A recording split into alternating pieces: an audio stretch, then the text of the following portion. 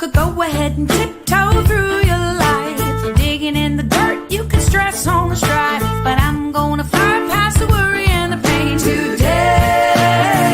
I'm flying on faith, I'm flying on faith. You could cry all night about the things that you hate, so dissatisfied in so many ways, but I'm gonna find a way to celebrate today. I'm flying on faith, I'm flying on faith. Picked up my baggage and I threw it out the door.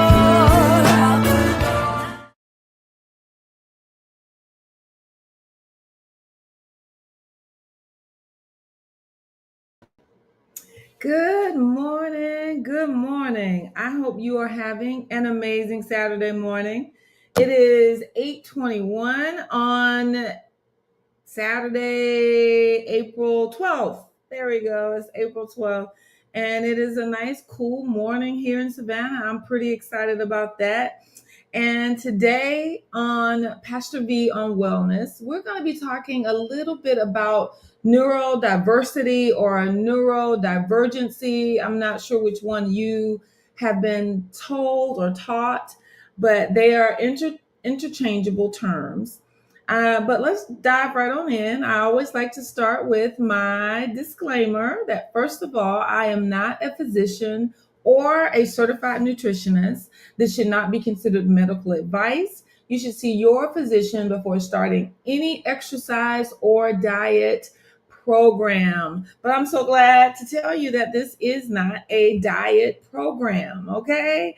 If you could take a minute and share for those who may need to hear that, first of all, wellness is about more than just our physical being, but it's about our body, our mind, and our spirit.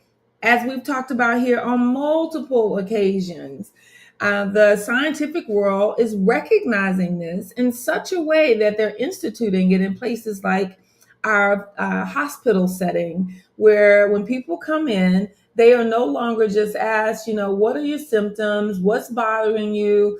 How can we help you in that way? But they're starting to ask questions that are based off of a person's mental well-being and their spiritual well-being. They're wanting to know, can we get your rabbi in? Can we get your priest in? Is there someone you need to visit you that's going to pray with you, or whatever it may be? And they recognize that this is a need for healing. We've talked about the fact that there are studies that show there are people who participate in prayer that have actually distributed, or that's not the word I want to use, exhibited spontaneous healing. I call them miracles. However, so they are finding the significance of including prayer and looking at a person's spiritual well-being in their health and healing. And so today, as I said, I wanted to talk to you a little bit about neurodiversity or neurodivergent disorders. I kind of hate the word disorders there because, to be honest with you, neurodiversity or neurodivergent behavior is really just a different way that our brains think, that our brains operate. I've been diagnosed with ADHD, which is activity, hyperactive, let me get it right, attention deficit hyperactivity disorder. Yep, all those words. Attention deficit. Let's look at that piece of the equation. I knew that for years that my brain worked differently, but I was, brought up in a home where it was like, you do what you're told to do. Hyperactive, child, please go sit down. Children are to be seen and not heard.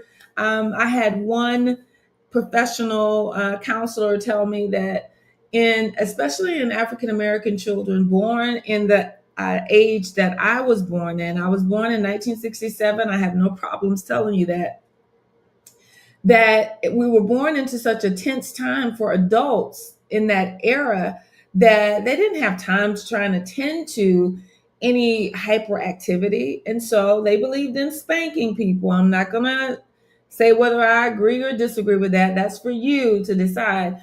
But a lot of times, ADHD was beat out of us. We were beat into submission or spanked. Let me say spanked because beat sounds like you were abused. Spanked into submission.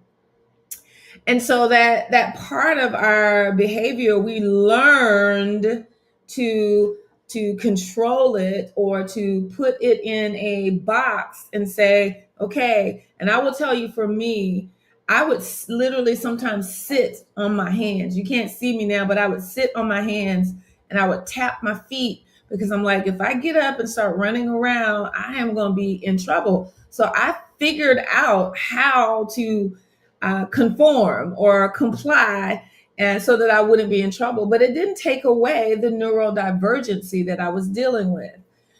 One of the things that happens is that with neurodivergency, you have there's a disconnection between your frontal cortex and your amygdala. And so you're always in this state of heightened awareness. And so for some people, they can kind of focus in on things, but because of that hyper awareness, you notice everything. Everything captures and catches your attention. And so it is harder for someone who is neurodivergent to be able to slow down and focus. Doesn't mean they're broken. There's nothing wrong with their brain. They just need to begin to teach that brain to slow down and begin to focus. And so I know for me, I was able to do so many things because neurodivergency also puts you in this state of seeing things that need to be done. And you just start projects. You start projects and you start doing this and doing that. And you're doing well and you're juggling all of these things. That's executive functioning, being able to put things in order. So that executive functioning part of our brain is also not operating like a neurotypical person who says, I can only handle 2 activities. I know that I can do work and I can do one hobby. And I can do those 2 things. I can do them well. Someone who is neurodivergent, especially ADHD, may say, I can do work, I can do that hobby, and man, I just found out about this new thing going on. I can do that too. I have time for that. And then before you know it, your plate is overrun and you are feeling overwhelmed. And so they have coaches and therapists who specifically work with neurodivergent brains to help them be able to say, okay, yes, that looks fun. It looks like an activity that I'd like to do, but let's look at this schedule that I have. It's already full. Does that fit in? And so for a neurodivergent person, we have to walk through those steps. We have to literally walk through those steps. Whereas for a neurotypical, they can automatically say, hey, looks fun, but I already have a full schedule, and they keep moving. But a neurodivergent person, generally, like I said, specifically, and I'm speaking from experience, someone who has ADHD, or as we say, attention deficit hyperactivity, and I hate the word disorder, but that's the word they use, disorder. Someone in that situation may take on so much more than they're able to. And so they have to have those prompts, those things that help them stop. My thing is, if it's not in my calendar, you can guarantee that I am not going to remember it or be there. And so if I have been asked to do something, you have asked me to do something, make sure you see me put it in my calendar. I missed an appointment last night, and that's what prompted me this morning. I was like, I've got to talk about this, because when you're talking about wellness, you have to be willing to accept those things about yourself that are different. And you need to work on those things. Because remember, we here at Pastor V on Wellness, we believe that wellness is more than just our body. It's our body, our mind, and our spirit. And so I will tell you, even in the church, there's been a problem working with people who are neurodivergent, people who are dyslexic, which means they have trouble reading. Sometimes they invert words. And so that is considered in some instances a learning disability, when really it's just a different way that the brain works. So we have to be willing to work with people who are experiencing those particular types of things. Autism is neurodivergency. It falls under that spectrum or umbrella of neurodivergent activity. There are people who are very high functioning autistic people, and we don't know. And we begin to look at the fact that they're quiet and they don't really participate. They may not take social cues very well. And so we label them and kind of push them off to the side and say, well, they're not going to be our leaders, when we don't even understand that it's just a different way that the brain works. And they might make an excellent leader. They tend to be hyper focused, so we need to begin to understand these things. And I've only told you about 3: autism, ADHD, and dyslexia. There are so many more that fall on that spectrum of neurodivergency.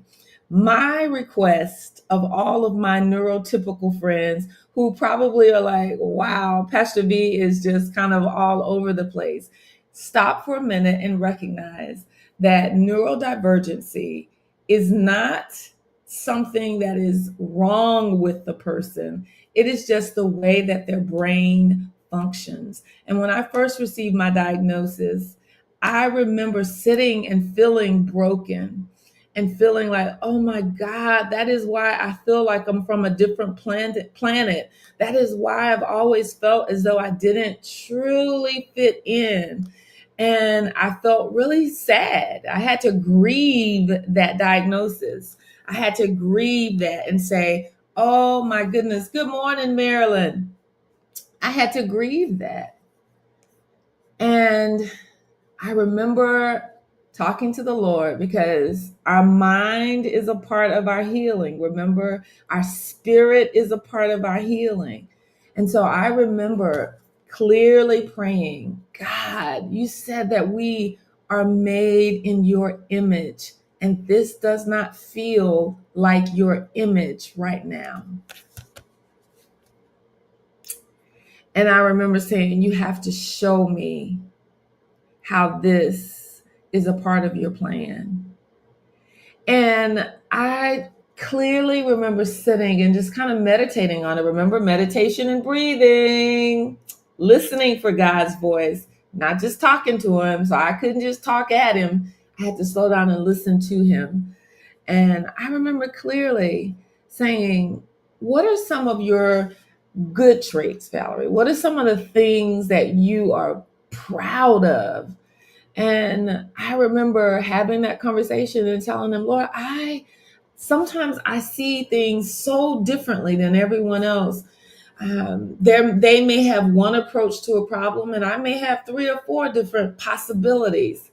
And he was like, really? And I was like, yeah. I says, and I definitely tend to think outside of the box. I says, I'm not one of those people that go to the most obvious solution first.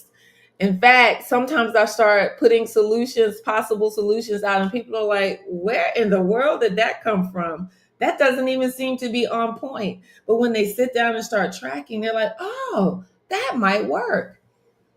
And the Lord said, Valerie, that is me. That is my image. My image is sometimes so different. And he allowed me to see that that was not a problem. It was really a gift. And today, if there is a neurodivergent person in your life, whether it's ADHD, whether it's autism, dyslexia, whatever that neurodivergent tendency is, I'm not going to even say disorder, but neurodivergent tendency is, remind them of how special they are and that they are created in God's image and that his image sometimes looks so different than anyone else's. And so I am grateful for my diagnosis. I am grateful for the opportunity to speak up on behalf of others who have been put in a box and in a corner and said that they don't think like me, so therefore, listen to someone with neurodivergency if you're neurotypical, and know that this world was not this society, not the world, because the world was created for each and every person that is here. But the society is geared towards neurotypical people who think in one direction or one way. And it wasn't really set up for people like me who have a multitude of thought patterns, and our brains are always on alert. And you may say, Valerie, you're just talking. No, go look it up. They've done MRIs on the brains of people with ADHD, and they've had, neurotypical brains where they would present an issue, an idea, or a picture to them, and they looked at the different ways that the brains reacted to that. Someone who was neurotypical, one area may light up when they see a picture, but for a neurodivergent person, it was like a rainbow. When they would see pictures, they would just light up. All areas of their brains were just going. And so if you love a neurodivergent person or someone you think may be neurodivergent, remember, they're not broken. They're not to be sympathized. They're not seeking your sympathy. They just need you to understand that a part of their wellness looks like carrying a calendar or carrying, a notebook where they write things down so that they do remember. And they don't forget your birthdays on purpose because they don't love you. It's because sometimes there's so many things going on that they just forget, genuinely forget.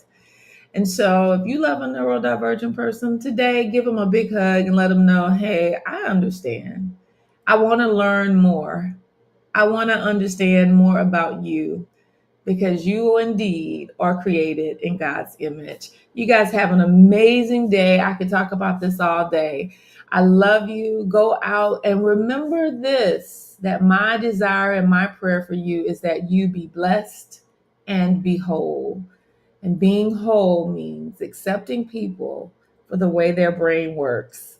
Have an amazing Saturday and go out tomorrow and worship somewhere. Have a great day.